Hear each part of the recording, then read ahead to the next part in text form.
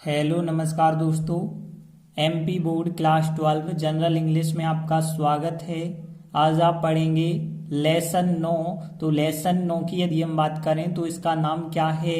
I am Jose brain, मतलब मैं जो का मस्तिष्क हूँ। तो यहाँ पे देखिए दिमाग के बारे में, दिमाग मतलब जो मस्तिष्क होता है उसके बारे में पूरा यह अध्याय बताया गया है। तो इसके हम महत्वपूर्ण क्वेश्चन करेंगे। तो देखिए जैसे पहला क्वेश्चन है, यह बहुत महत्वपूर्ण क्वेश्चन मिलेगा आपको। 2015, 2016, 2018 में आया हुआ क्वेश्चन है। तो देखिए पहला क्वेश्चन क्या है? What does the brain consist of. मतलब यहाँ पे ध्यान देना, प्रश्न का मतलब क्या है कि ब्रेन जो है, ब्रेन मतलब मस्तिष्क की बात हो रही है, और कंसिस्ट ऑफ मतलब बना होना। तो यहाँ मस्तिष्क जो होता है वो किन चीजों से बना होता है?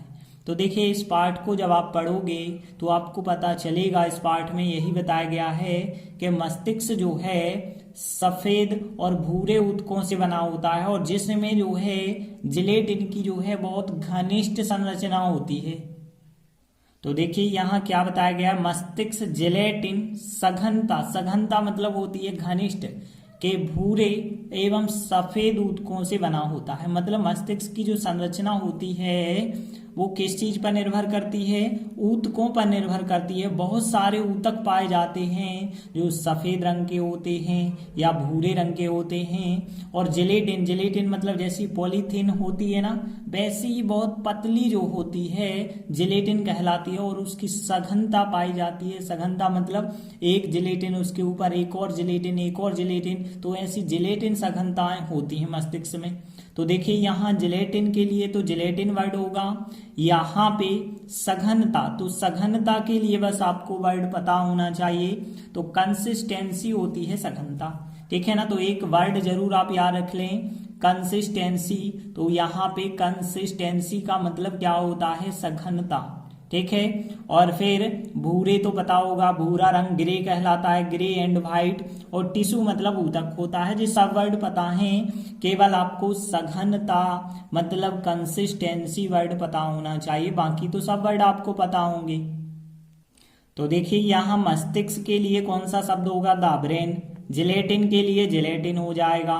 और कंसिस्टेंसी मतलब हो गई सघनता। ऑफ मतलब के, और भूरे मतलब होता है grey colour, grey. And white, white मतलब सफेद। और टिश्यू मतलब ऊतक और किसी भी चीज से बना होता है। कंसिस्ट ऑफ क्वेश्चन में दिया गया है किसी भी चीज से बना होना। तो देखिए आप आराम से फिर ट्रांसलेट कर सकते हैं। तो यहाँ पे सबसे पहले सब्जेक्ट होगा द ब्रेन। अब देखिए मस्तिष्क बना होता है, यहाँ भी था डज लगी थी, सहायक क्रिया प्रेजेंट सिंपल था, यहाँ भी वाक्य प्रेजेंट सिंपल में होगा। तो यहाँ पे सबसे पहले आएगा subject the brain. The brain के बाद कंसिस्ट ऑफ आएगा, लेकिन यहाँ पे डज जब आप हटाएंगे तो यहाँ कंसिस्ट में एस लग जाएगा। तो देखिए यहाँ से यहाँ तक हमने क्वेश्चन लिख दिया। तो नंबर 1 और नंबर 2 क्वेश्चन पे हो गया, द ब्रेन कंसिस्ट ऑफ हो जाएगा। फिर इसके बाद तीसरा नंबर देखिए आप, ग्रे एंड व्हाइट टिश्यू। तो ग्रे एंड व्हाइट टिश्यू मतलब भूरे एवं सफेद ऊतकों की बात हो गई। और फिर ऑफ हो जाएगा, फिर जिलेटिन कंसिस्टेंसी हो जाएगा। तो देखिए बहुत सरल सा आंसर है, the brain consist of, S लगा के ध्यान रखना, द ब्रेन कंसिस्ट ऑफ, और फिर grey and white tissue of gelatin consistency. तो देखिए इस प्रकार से आपका आंसर बना होगा, the brain consist of, S जरूर यहाँ पे लगाना, the brain consist of grey and white tissue, मतलब जो ब्रेन है बना होता है भूरे और सफेद ऊतकों से, ऑफ जिलेटिन कंसिस्टेंसी, वो भी जिलेटिन सघनता वाली। तो देखिए यह तो एक ही लाइन का था, बहुत सरल, आप लोगों से आराम से याद हो जाएगा। इसके बाद देखेंगे हम दूसरा क्वेश्चन। देखिए एक भी बार नहीं आया, लेकिन फिर भी हम कर लेते हैं क्योंकि छोटे छोटे से क्वेश्चन होते हैं शुरुआत के। तो देखिए दूसरा क्वेश्चन क्या है? How does the brain cope with, cope मतलब निपटना होता है, तो मस्तिष्क कैसे निपटता है, विथ मतलब से, द अमाउंट ऑफ इंफॉर्मेशन। अब यहाँ अमाउंट का मतलब बहुत सारी सूचनाओं से, दैट कीप्स कमिंग, जो कि आती रहती हैं। तो देखिए मस्तिष्क में क्या होता है, बहुत सारी सूचनाएं आती जाती रहती हैं। तो उन सूचनाओं से मस्तिष्क कैसे निपटता है, कैसे उन सूचनाओं का सामना करता है। तो देखिए मस्तिष्क की यदि हम बात करें तो मस्तिष्क में हमें पता है, जैसे हम अपने माइंड में बहुत सारे विचार लाते हैं, वैसे हमारे मस्तिष्क में बहुत सारी सूचनाएं आती हैं। लेकिन मस्तिष्क जो है उनसे कैसे निपटता है यह हमें बताना है। तो मस्तिष्क सामान्यतः क्या करता है, उस सूचना को चुनता है जो इम्पोर्टेंट होती है और बाकी की सूचनाओं को देखता भी नहीं है, बाकी की सूचनाओं को अनदेखा कर देता है। तो देखिए क्या बताया गया, मस्तिष्क सामान्यतः उनको चुनता है, मतलब उन सूचनाओं को चुनता है जो महत्वपूर्ण होती हैं और बाकी को अनदेखा कर देता है। मतलब वो देखता है कि जे जरूरत है, अभी हमें जे इम्पोर्टेंट है तो केवल उसी पे ध्यान देगा, बाकी जो होंगी उनको अनदेखा कर देगा। तो देखिए यहाँ पे जो 3 लाइनें हैं, 3 लाइनों की बात करें, बहुत सरल सी लाइनें हैं तीनों लाइनें। तो देखिए यहाँ पे मस्तिष्क के लिए कौन सा वर्ड है, ब्रेन, द ब्रेन। सिंपली होता है सामान्यतः, तो यहाँ पे सिंपली वर्ड तो आप लोगों को पता होगा, सिंपल तो सुना होगा। सिंपल मतलब होता है सामान्य, लेकिन यहाँ पे हम बात कर रहे हैं सिंपल जो होता है सामान्य, सिंपली मतलब सामान्यतः। अब उनको चुनता है, उनको मतलब उन सूचनाओं को हम कह सकते हैं, तो दोज शब्द हम इस्तेमाल कर सकते हैं। दोज का मतलब होता है वो, या फिर होता है इसका मतलब उनको। और चुनना तो आपको पता ही होगा, सिलेक्ट करना होता है, ठीक है ना। सिलेक्ट करना मतलब होता है चुनना, तो सिलेक्ट वर्ड आपको पता हो गया। और इम्पोर्टेंट मतलब महत्वपूर्ण। और यहाँ पे जो के लिए देखिए क्वेश्चन में दैट लिखा है वही वर्ड हम लिख रहे हैं, वरना यहाँ पे विच भी होता है जो या जो की के लिए, लेकिन जो क्वेश्चन में दिया गया है दैट बिल्कुल हम वही लिखेंगे। इम्पोर्टेंट महत्वपूर्ण, ठीक है। और बाकी को, बाकी क्या होता है, बाकी मतलब जो बची हुई चीजें होती हैं वो कहलाती हैं रेस्ट। तो रेस्ट मतलब हो जाएगा बाकी चीजें अनदेखा कर देना होता है, इग्नोर करना। तो इग्नोर करना मतलब होता है अनदेखा करना। तो देखिए ज्यादा कठिन वर्ड नहीं है, ये तो जनरली वर्ड है जो आपको पहले से पता होंगे। सिंपली, सिंपल होता है सामान्य, लेकिन सिंपली सामान्यतः दोज मतलब उनको हो जाएगा, सिलेक्ट करना चुनना हो जाएगा, रेस्ट मतलब बाकी की बात हो गई, इग्नोर करना मतलब अनदेखा करना। तो देखिए यहाँ पे the brain simply, the brain simply, अब देखिए उनको चुनता है, प्रेजेंट सिंपल है, तो प्रेजेंट सिंपल है तो एस वाला फॉर्म आएगा, क्योंकि द ब्रेन आपने सब्जेक्ट रखा है। तो द ब्रेन सिंपली सेलेक्ट्स हो जाएगा, यहाँ पे सेलेक्ट में एस जोड़ना पड़ेगा, सेलेक्ट्स दोज उनको। दैट मतलब जो महत्वपूर्ण होती हैं, यहाँ पे प्रेजेंट टेंस तो है लेकिन सामान्य प्रेजेंट है तो दैट होगा। अब दैट के बाद आर इम्पोर्टेंट, क्यों होगा आर सहायक क्रिया क्यों होगी, क्योंकि सूचनाएं बहुत सारी हैं तो उनके लिए जो वर्ड के साथ आर सहायक क्रिया लगानी होगी।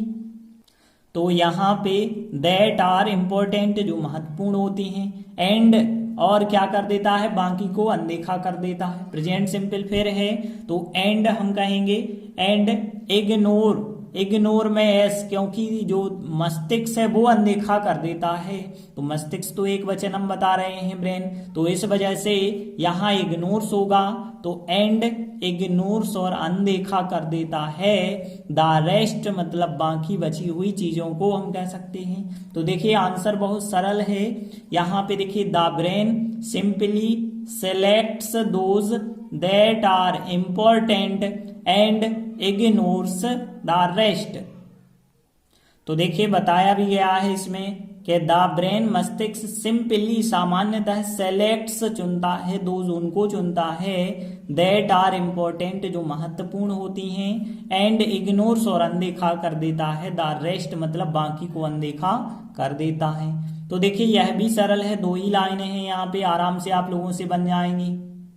देखिए अगला तीसरा क्वेश्चन की बात करें तो 2010 में पूछा गया है, तो यह क्वेश्चन पूछा जा सकता है। तो देखिए तीसरा क्वेश्चन क्या है, हाउ डज द ब्रेन मतलब मस्तिष्क किस प्रकार से रिएक्ट करता है, मतलब प्रतिक्रिया करता है, इन द इमरजेंसी सिचुएशंस मतलब आपातकालीन परिस्थितियों में। जब कोई आपातकालीन परिस्थिति आ जाती है तब मस्तिष्क क्या करता है, कैसी प्रतिक्रिया देता है। तो देखिए यहाँ पाठ में जो बताया गया है, जैसे ही आपातकालीन परिस्थितियां आती हैं तो मस्तिष्क पूरा ध्यान बिल्कुल उसी आपातकालीन परिस्थिति की ओर शिफ्ट कर लेता है, ले जाता है और उसी के अनुसार कार्य करता है, ताकि जो आपातकालीन परिस्थिति उत्पन्न हुई है वो समाप्त हो जाए। तो देखिए बताया क्या गया है, मस्तिष्क आपातकालीन परिस्थिति की ओर ध्यान शिफ्ट कर लेता है और उसी के अनुसार कार्य करता है। मतलब जिस तरफ उसने देखा कि इस क्षेत्र में आपातकालीन परिस्थिति आ रही है तो पूरा ध्यान उसी तरफ ले जाएगा और उसी के अनुसार कार्य करने लगेगा। तो देखिए यहाँ पे इन दो लाइनों को हम ट्रांसलेट कैसे करेंगे, देखिए ध्यान देना। मस्तिष्क तो आपको पता है आपातकालीन, इमरजेंसी सिचुएशन मतलब परिस्थिति, ये भी आपको पता है। और यहाँ पे की ओर, तो की ओर के लिए आप वर्ड कह सकते हैं, टू कह सकते हैं या टू वर्ड कह सकते हैं, तो टू आप लिख दें जैसे। और ध्यान मतलब अटेंशन, ये तो आपको पता होगा, अटेंशन होता है ध्यान। शिफ्ट कर लेना, इंग्लिश शब्द ही लिखा है हमने शिफ्ट, ठीक है ना, तो शिफ्ट आपको पता ही होगा, शिफ्ट कर लेना, तो यहाँ इंग्लिश शब्द ही है शिफ्ट। और उसी के अनुसार कार्य करता है, उसी के अनुसार, यह शब्द भी आप पढ़ चुके हैं, अकॉर्डिंगली। तो यहाँ पे अकॉर्डिंगली का मतलब होता है उसी के अनुसार, तो अकॉर्डिंगली आप पढ़ चुके हैं। कार्य करना जो होता है, कार्य करना को आप एक्ट कह सकते हैं, एक्ट मतलब कार्य करना, तो यहाँ पे एक्ट लिखा गया है। तो देखिए यदि हम देखें तो शिफ्ट मतलब शिफ्ट कर लेना, ये तो हमने शिफ्ट वर्ड ही लिख दिया हिंदी में। अकॉर्डिंगली आपको याद रखना है, उसी के अनुसार, और एक्ट मतलब कार्य करना। तो अब आप देखिए पहली लाइन, मस्तिष्क आपातकालीन परिस्थिति की ओर ध्यान शिफ्ट कर लेता है, प्रेजेंट सिंपल, तो सब्जेक्ट के बाद सब्जेक्ट है द ब्रेन, इस वजह से फर्स्ट फॉर्म में एस लगाना पड़ेगा, मतलब शिफ्ट में एस लगाएंगे तो शिफ्ट होगा। तो यहाँ द ब्रेन शिफ्ट कर लेता है, क्या शिफ्ट कर लेता है, अटेंशन शिफ्ट कर लेता है। और टू मतलब की ओर, और इमरजेंसी सिचुएशन की ओर, मतलब जो इमरजेंसी सिचुएशन होती है उसकी ओर अपना ध्यान शिफ्ट कर लेता है।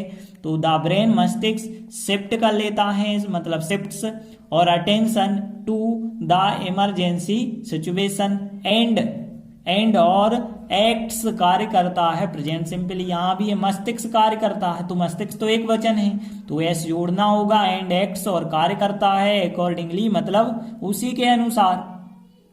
तो देखिए यहाँ पे the brain shifts attention to the emergency situation and acts accordingly.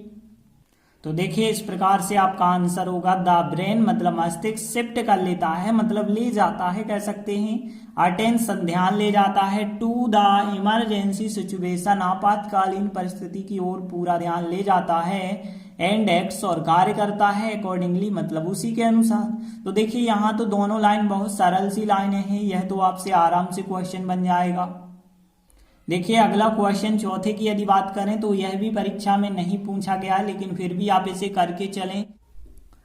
तो देखिए चौथा क्वेश्चन क्या है, what does the brain do, मतलब जो है मस्तिष्क क्या करता है जब कार्बन डाइऑक्साइड का लेवल मतलब स्तर, राइजेस मतलब बढ़ने लगता है, इन द ब्लड मतलब रक्त में। तो जब रक्त में कार्बन डाइऑक्साइड की मात्रा बढ़ने लगती है तब मस्तिष्क क्या करता है। तो यहाँ पे ध्यान देना, जैसे ही कार्बन डाइऑक्साइड की मात्रा रक्त में बढ़ती है तो क्या होता है, जल्दी जल्दी आदमी सांस लेने लगता है ना। और जो सीने की मांसपेशियां होती हैं वो संकुचित होती हैं, फिर जो है फैल जाती हैं, फिर संकुचित होती हैं, फिर फैल जाती हैं, इस प्रकार से चेंजिंग क्रिया होती रहती है। तो देखिए यहाँ भी बिल्कुल वही बताया गया है कि मस्तिष्क जो होता है वह क्या करता है, सीने की जो मांसपेशियां होती हैं उनके संकुचन एवं शिथिलीकरण को परिवर्तित करके सांस लेने की गति बढ़ाने लगता है। कहने का मतलब ये है, जो सीने की मांसपेशियां होती हैं वो हर बार जो है सिकुड़ने लगती हैं, संकुचन होना मतलब सिकुड़ना, वो सिकुड़ने लगती